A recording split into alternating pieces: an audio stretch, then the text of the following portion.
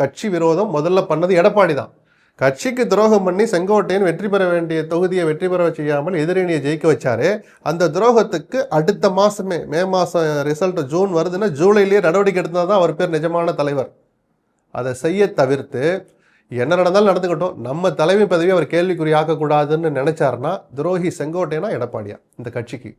அப்போ செங்கோட்டையன் அந்த press meeting, இன்னைக்கு வச்ச ப்ரெஸ் மீட்டிங் வைக்காமல் அதிமுகலே மௌனமாக தொடர்ந்திருந்தால் அந்தியூரில் தோத்தா பரவாயில்லையா அதிமுக? என்ன சார் லாஜிக்கு? நீங்கள் தலைவரா சார்? கேள்வி வருமா வராதா? அதிமுக தொண்டை ஒருத்தனும் கேட்பானா மாட்டானா? லாஜிக் இல்லையா இதில்? அப்போ கட்சி நலன்னு பார்க்கணும்னு நம்ம சொல்கிறோம். இப்போ அவருக்குன்னு சில தயக்கங்கள், பயம் இருக்கும். ஒன்று சேருன்னு அவர் சொல்லிட்டு போயிடுவார். டிடிவி ஓபிஎஸ்ல வந்தால் அவங்களை என்ன பதவி தர்றது, அந்த அம்மா வந்தால் நான் உங்களுக்கு என்ன பதவி தர்றதுன்னு இயல்பாக ஒரு அரசியல்வாதிக்கே உரிய பயம் இருந்தால் நான் அதை கேள்வி கேட்க மாட்டேன். அதில் இருக்கிற நியாயத்தை நான் புரிஞ்சுக்குவேன். ஆனால் அதை பற்றி பேசவே பேசாதீங்கன்னு சொல்கிறது எந்த வகையில் நியாயம்? அந்த பொதுச்செயலாளர் தொடர்ந்து தோல்வி பாதையிலே அழைச்சிட்டு போகிற போது, அண்ணே கொஞ்சம் இருங்கண்ணே, கொஞ்சம் பாதையை மாற்றுவோன்னு சொல்கிறதா இரண்டாம் கட்ட தலைவருடைய தலையாய கடமையாக இருக்கணும்.